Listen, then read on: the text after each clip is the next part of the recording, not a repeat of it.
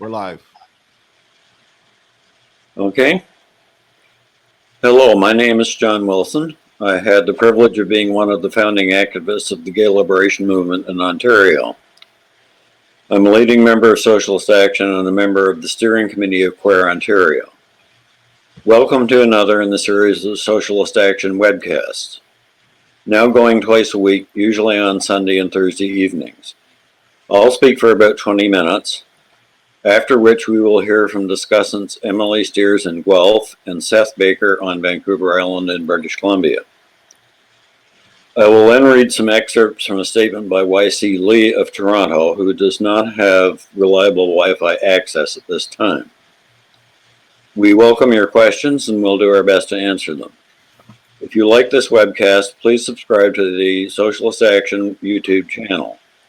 If you agree with what you hear, please join Socialist Action by signing up on our website, http://www.socialistaction.ca. So I will start my contribution now. The We Demand rally of August 28, 1971 was the first queer demonstration on Parliament Hill, and probably the first queer demo in Canada, to my knowledge anyway. People came to Toronto, came from Toronto and other Ontario cities and Quebec in 2 buses and cars. There were about 125 of us. Arriving on Parliament Hill, it was cold and raining. The only others present were a couple of reporters and police, RCMP. The police stayed well away from us as if they feared becoming contaminated. We hoped that this distancing would prevail in future, but it was not to be. The rally lasted about 40 minutes.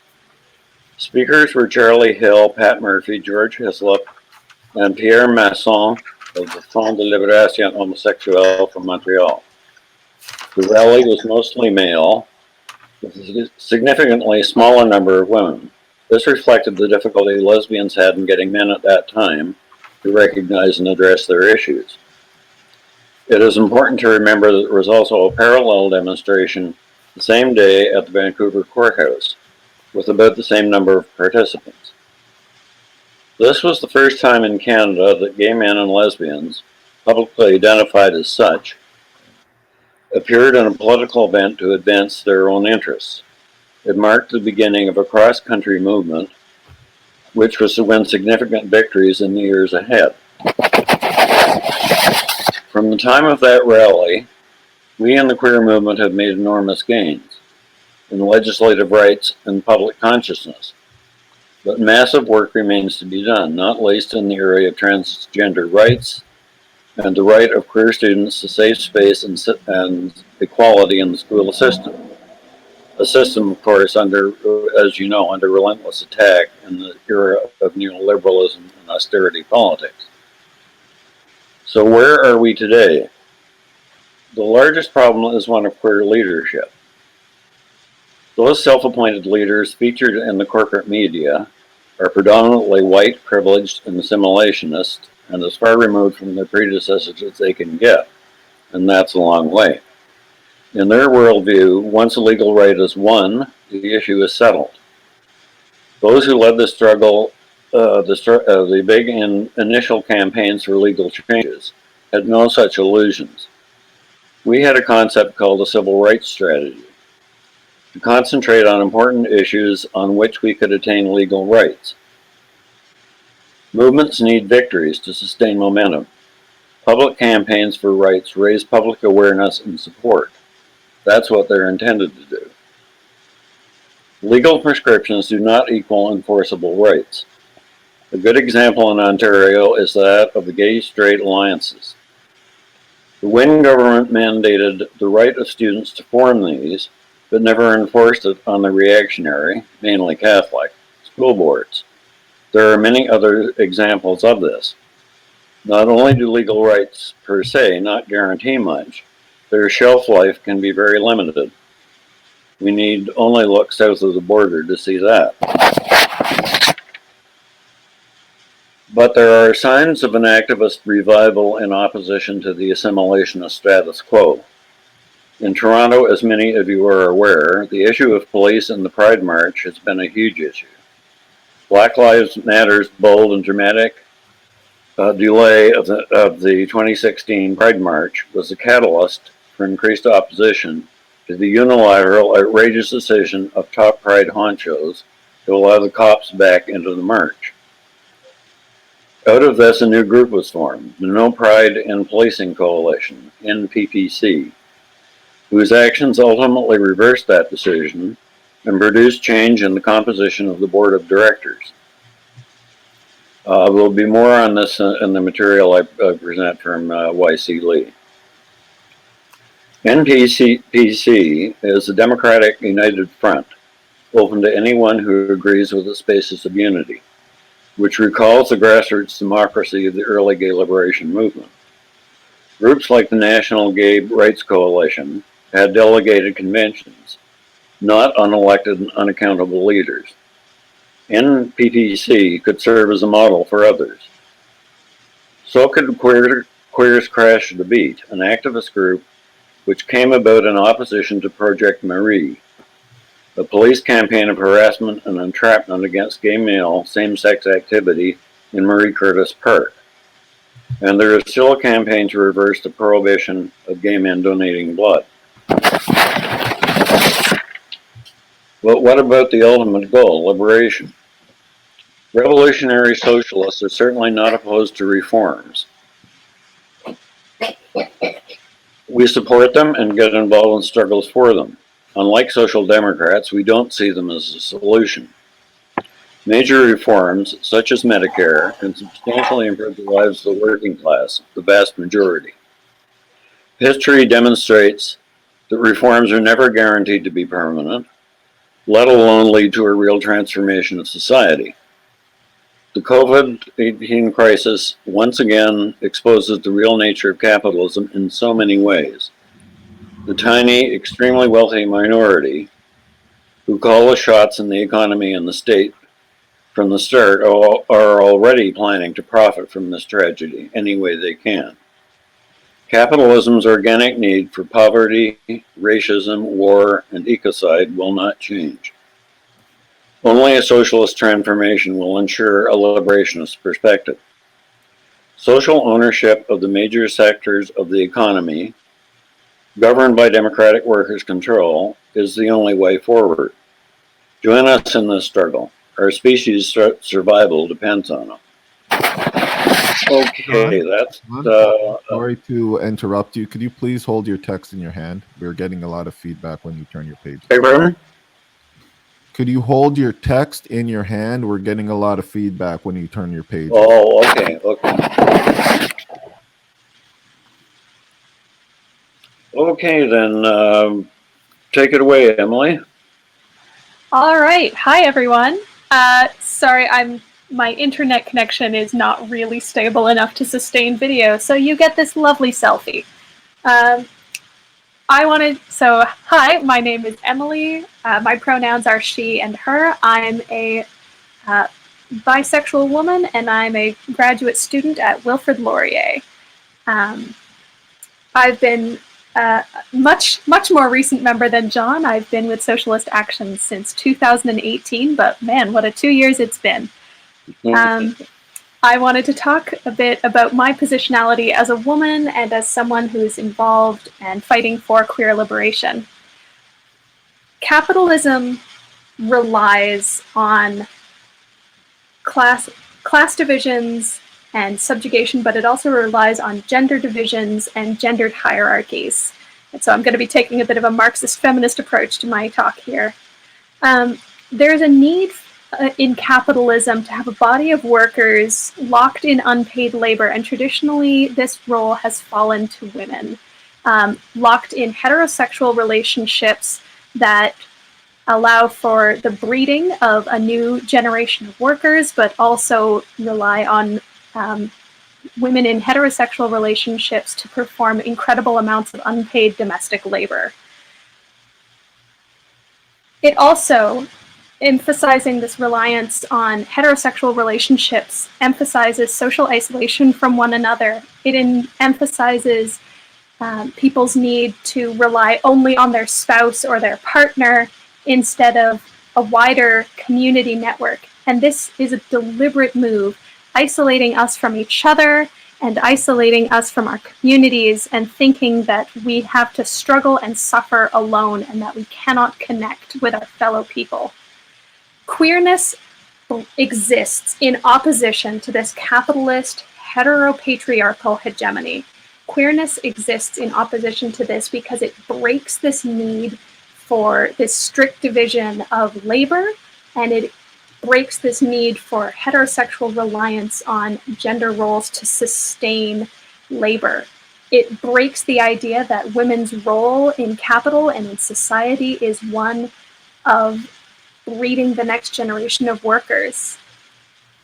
And in this way, I think it is important for us, queer folk and queer activists, to resist at every turn hegemonic assimilation into acceptable forms of queerness, resisting gay marriage as the be-all and end-all of queer liberational struggle, and recognizing that we can never be free as long as any of us remain marginalized. And the only way to free us all is to free us from capitalist exploitation. I'll turn it over to Seth. Okay, Seth. Hi. So I wanted to touch a bit on, why it is that we as Marxists see the queer liberation as necessarily tied to a socialist revolution and the transition to communism. And really it comes down to the fact that the liberation of the proletariat, the working class, is the liberation of all humanity. And, and that is the case for one fairly simple reason, because despite, stereotypes of, sort of blue collar workers as being bigoted or whatnot, which, may or may not be the case, depends on the individual. Regardless of all that, the working class is a class of people which comprises the vast majority of humanity, and it's a class of people who are dispossessed, which means that, individual workers don't own the means to sustain themselves. That's what defines the proletariat. We're dispossessed. We have to labor for, capitalists to receive a wage and sustain ourselves and whatnot. And so that means that workers can ultimately only fight for and obtain their interests through collective action. And that means collective action across lines of race, gender, nationality, sexual orientation, etc., etc., etc. And so, it's only through collective action that the working class can liberate itself. And that means that ultimately, workers of all backgrounds, of all sexual orientations, genders, nationalities, etc., have to come together and fight for their collective interests. Now, that doesn't mean centering some kind of pure class struggle at the expense of struggles for the rights of minorities and oppressed groups, because a pure class struggle that excludes those struggles just doesn't exist, because the working class isn't, white, straight, cis men. It's everyone of all backgrounds. And so it's really crucial for the working class to embrace these struggles for the rights of all the groups with that comprise the working class. And it's impossible ultimately for these more sectional interests to be won without the class struggle as well. We see, there are all these activist groups that focus on one small struggle here, another small struggle there, and ultimately they come up against a wall. They come up against limits because they are only focused on, one small section of the struggle for the liberation of humanity, and they just can't win ultimately by remaining isolated like that. All these struggles have to come together, and they can only be united through the class struggle. And so that's me. Thank you. Okay, then I'll read some excerpts from the material sent to me by YC Lee, who, as I mentioned, doesn't have reliable access to Wi-Fi, so that's why it's in that format. Okay, I'm just going to quote a few things, and it's not really a statement. It's a collection of observations and a lot of links for people to go to get further information. So, how did the NPPC come about? It has a really unique Toronto-centered cultural formation. Quote, this is from the minutes of December 2018 of the NPPC. People from Black Lives Matter Toronto, Queers Crash the Beat, Queer Ontario, formed this group because in the past, an overwhelming majority of Pride Toronto members voted to support all of Black Lives Matter Toronto's demands put forward during the 2016 Pride Parade, including the police presence in Pride. What did the Pride AGM tell us about the hidden agenda of this corporate entity? Quote, overall, the AGM was a disaster for Pride and showed clearly that the board and executive director of Pride Toronto feel more accountable to the police and state than they do to our membership, or their membership. End quote. NPPC consists of people in the queer community, some of whom are active in Pride Toronto as paid members of Pride Toronto. Just to clarify, I am not a member of Pride Toronto, and nor is John. I chose not to join Pride Toronto because this organization is part of the capitalist system, and I think it's important to recognize that some of us want the already co-opted, compromised corporate LGBT within Pride Toronto to be scrapped. I don't necessarily believe it's worth our time to work within the present system to reform it. So for me, it's better to operate from outside the Pride Toronto bureaucratic bubble and to constantly criticize it from that position. Unfortunately, many LGBT plus people are aloof to the fact that corporate media are being weaponized to further isolate oppressed in our communities, and he gives a link to that material. At the recent Socialist Action Gay Liberation presentation, Gary Kinsman argued that the reason why police presence is not always necessary, and that the community is organized enough to protect itself with its own community. Does the gay community need the police to tell us now how to protect ourselves? Nope, I don't think so. Now, actually, YC assembled quite a lot of material in his statement, and there's a number of links that people might be interested in following various topics up on. We can link that in the video description of the YouTube video. Oh, okay. But also people can simply email me if they want to get a copy of what he sent at Wilzahn, that's WILZAHN, at simpatico.ca. Okay. So All right, so we're open for questions now. Yeah. So we have a couple questions and a couple statements.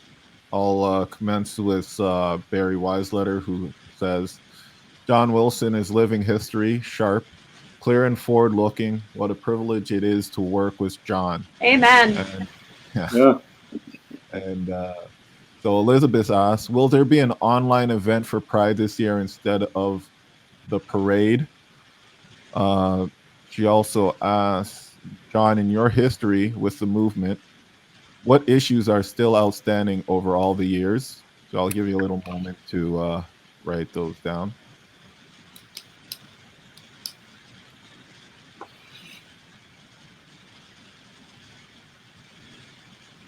And Sam asks, what do the panelists feel about the theory of intersectionality and its relation to Marxism? Can it complement Marxist theory in offering explanations of power and privilege among the working class? And those are the questions for now.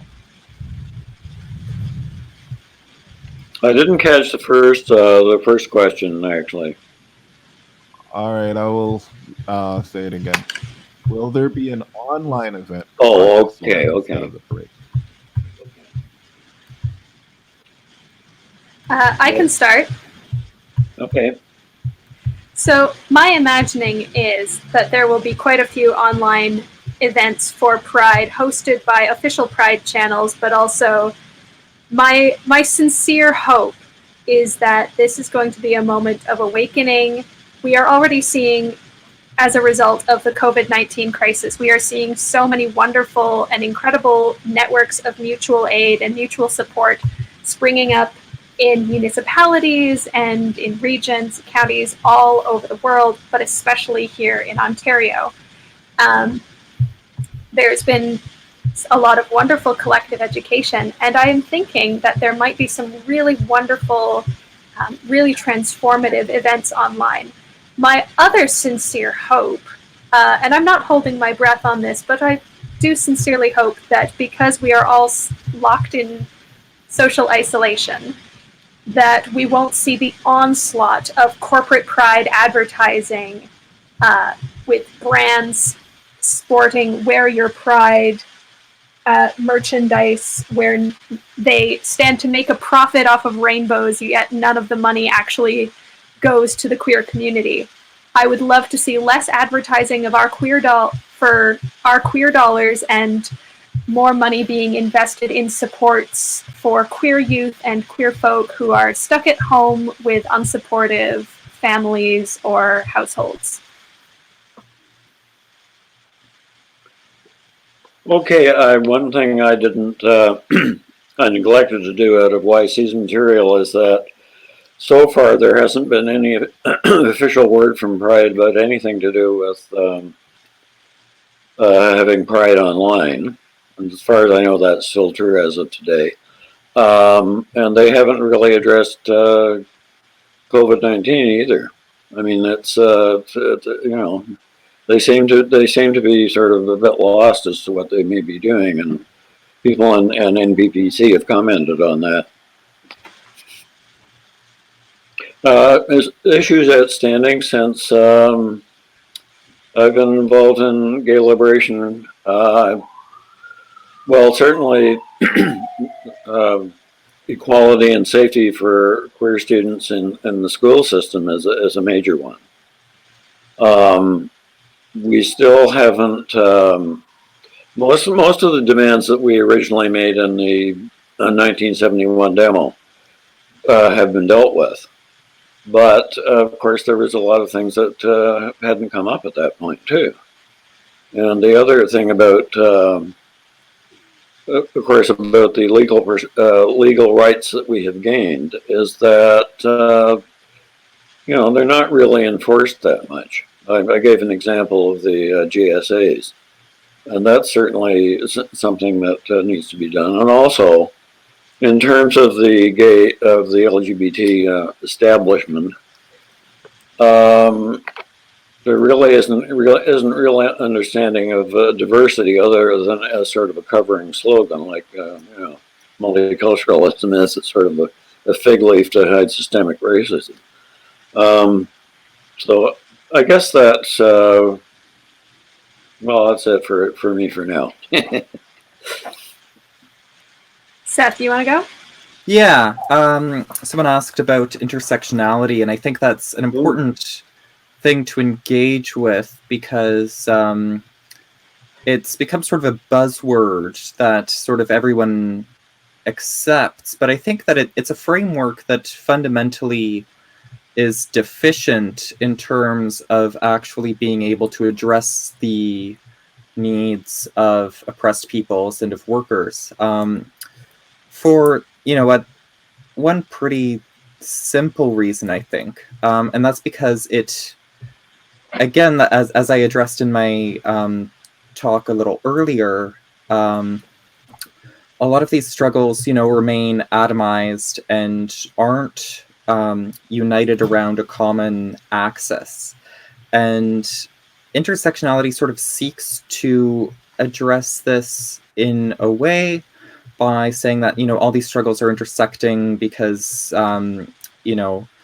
Black women, for example, experience a type of oppression that is unique, not as simply Black people or as women, but as, Black women, and so on and so forth, that goes for all these identities. But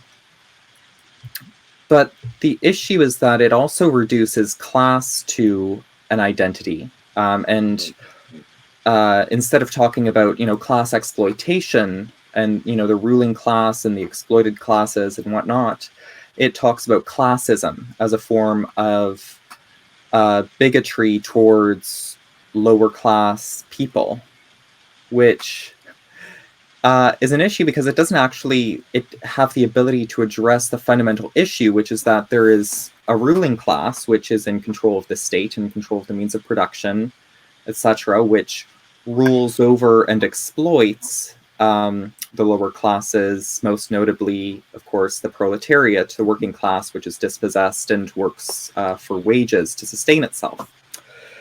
And so I think that, intersectionality, although it, is trying to address a real issue, I think it ultimately fails to properly address the interests and needs of oppressed peoples because it fails to unite all of these struggles around a common class pole, which can pull together, all oppressed peoples under the banner of the working class liberation and revolution.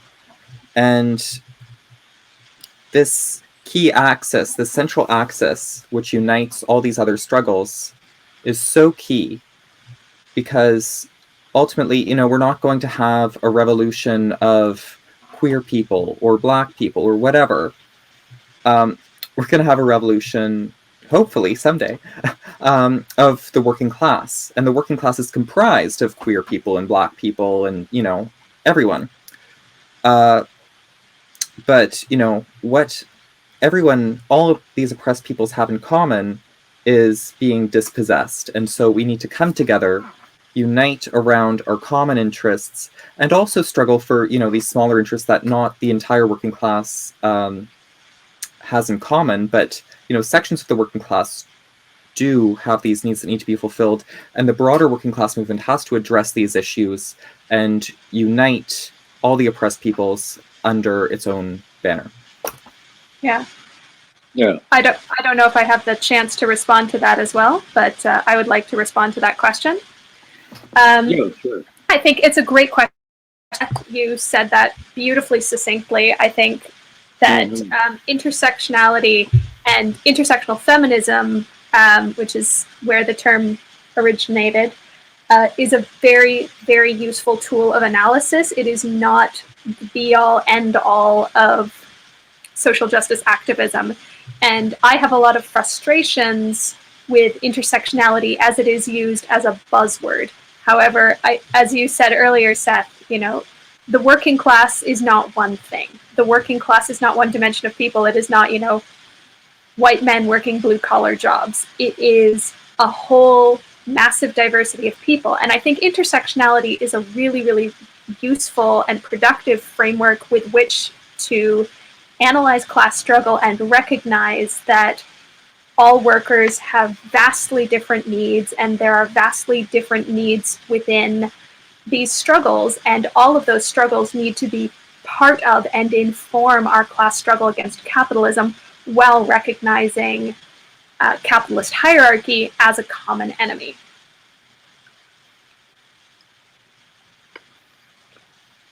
Okay. Do we have more questions? Yes, we do. And I'm gonna do it first. I'm gonna actually ask a question from myself, and it's tied in with a question that Barry's asked. And the question is, the Canadian public that is constantly being propagandized to from our media to say that the police are our saviors and our friends are confused as to why the Black Lives Matters and gay rights liberation activists would be opposed to cops being in Pride. So could you enlighten people as to that reason? And Barry at Wiseletter asks, and this is somewhat in conjunction with what I asked, how does the seeming indifference of the cops to the serial killer who stalked Toronto's gay community raise the issue of self-defense and the need for an autonomous, radical social movement? And Ellen Ramsey asks, would a political focus on economic equality for LGBTQI people advance their rights most at this time? Or should the struggle continue to have a broader focus? And those are all the questions at the moment. Okay, who wants to go first? Why don't you start, John? Because, I mean, you know the history of Pride better than us. Okay, well, the question about the cops and Pride and why people are opposed to it is because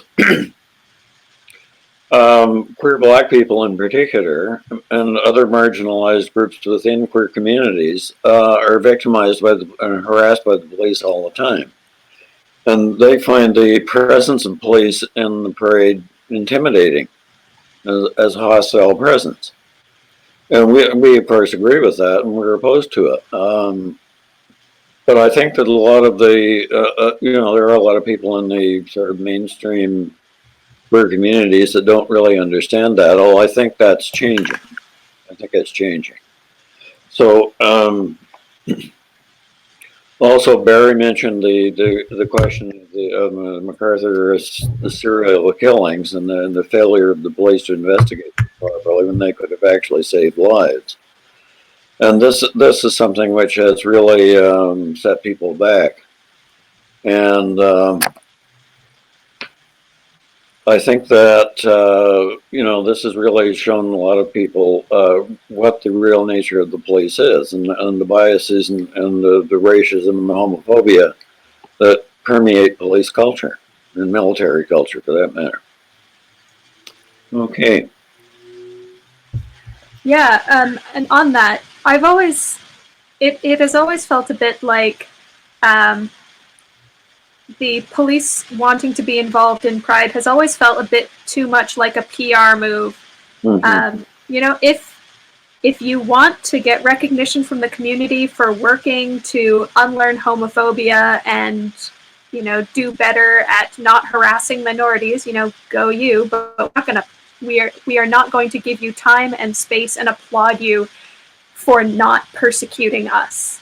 When you have not apologized, when you continue to harass vulnerable people in our communities, just because you are doing slightly better than you were before does not merit a place in Pride.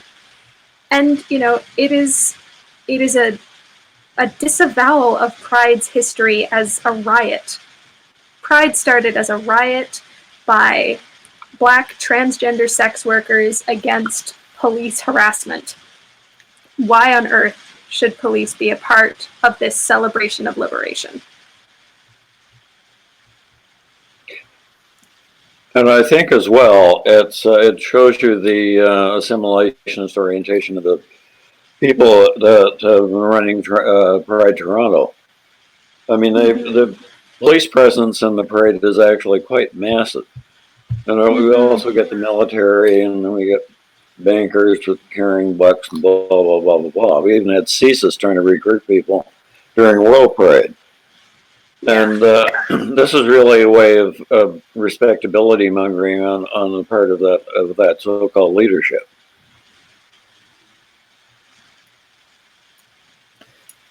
Yeah.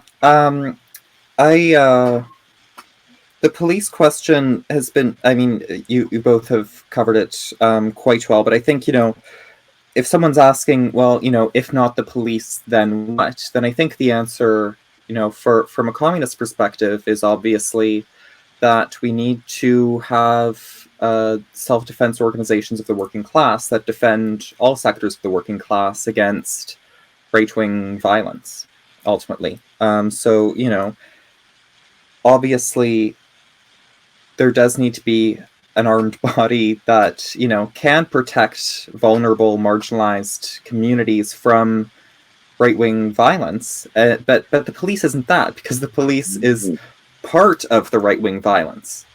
So, the police aren't going to protect, marginalized, vulnerable people from themselves. That doesn't happen.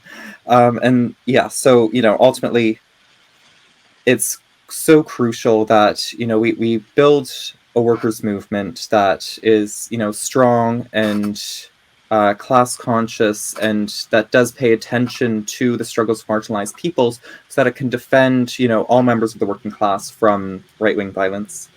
And then someone also asked about whether economic equality for LGBT people was sufficient as an aim to pursue, or if the struggle needs to be broader, which is an interesting question. I think that, economic equality, I think, is not a great way of framing the issue, because ultimately, as communists, what we aim for isn't, economic equality as such. What we aim for is for the working class to take over the means of production and abolish the class system.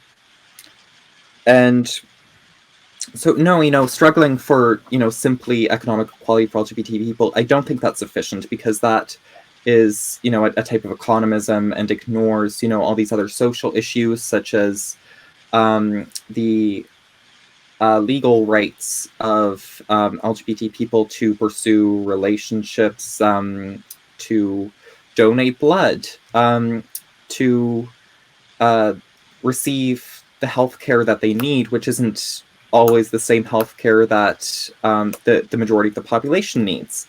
And so, yes, like it is a broader struggle, but the point that I've been trying to hammer home is that the struggle for LGBT liberation isn't, it isn't an economist struggle. It's not a struggle purely for economic equality, but it can't be achieved fully without the total liberation of humanity through the liberation of the working class, ultimately. John, could you please speak on that question that Seth just answered? Do you need me to ask the question once more? Yeah, if you would. Okay. So, would a political focus on economic equality for the LGBTI people advance their rights most at this time, or should the struggle continue to have a broader focus? Well, I agree with what Seth said. Really, I think I think he nailed it on that one. So that's my view. There should be a broader focus. Yeah, I agree. I think to look at LGBTQ struggles, I mean, the thing is queer people come in every class. We know that there are ruling capitalist class people who are queer. I mean, the CEO of Apple is queer. Does not mean he is a liberationary person who is inclined to support the rights of working class people. So I think to focus on a purely economic standpoint is to miss the broader struggle of queer liberation, which is a liberation from hegemonic structures that pervade every level of society. It is a rejection of patriarchy. It is rejection of heteronormativity. it is a rejection of so many things that go beyond just economic justice, though that is, of course, a major part of it. We know that LGBTQ people are disproportionately working class, are disproportionately marginalized, disproportionately likely to be homeless or housing insecure. There are so many ways in which LGBTQ people are economically marginalized, but that is not the, again, going back to the intersectionality question, that is not the only axis on which queer people face oppression. Yeah. Okay, so we have two more questions. Well, one more question and a statement. So Barry Weisletter asks, Yeah. John, please talk about the pioneering work of Alexandra Kollontai, Kollontai,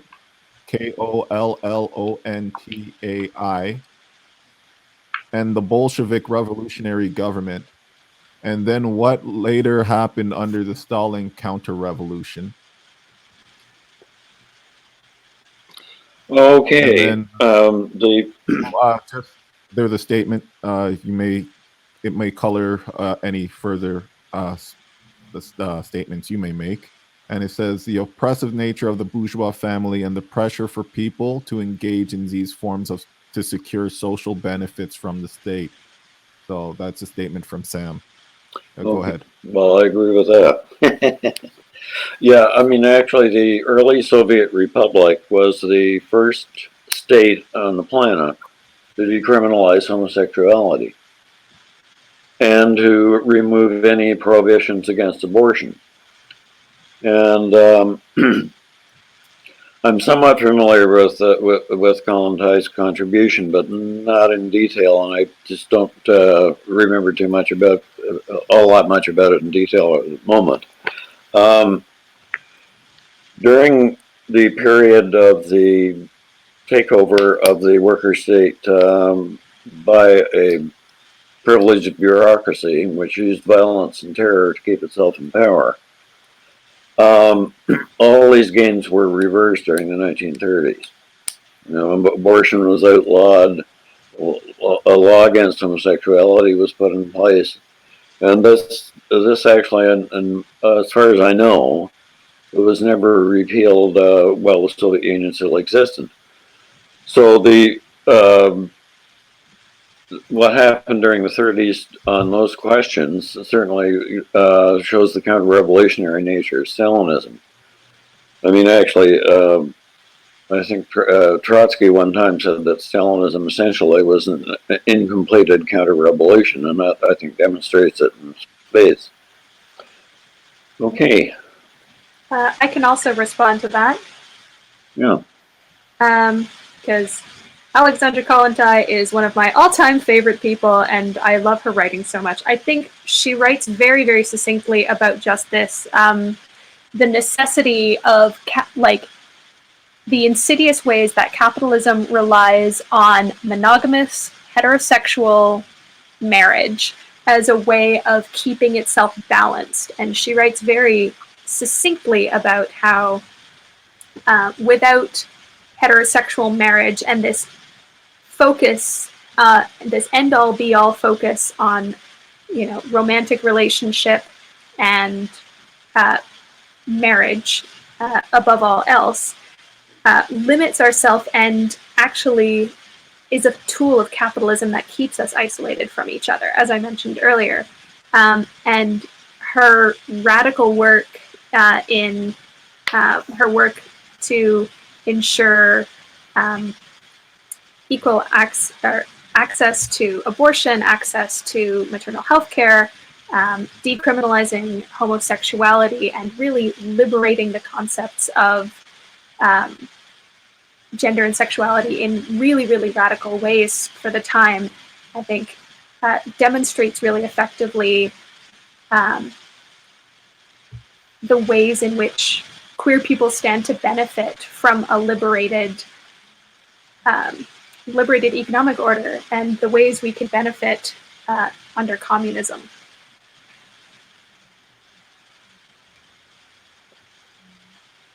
Okay, anybody else?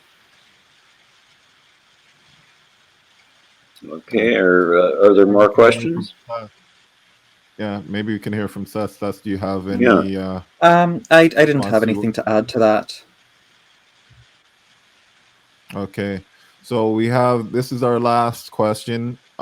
This is from Sam, and he said, further the importance of the continuation of tradition in revolutionary socialism for complete sexual freedom, importance of confronting bigots that attack LGBTQ members in the community, i.e., Hamilton Pride defenders.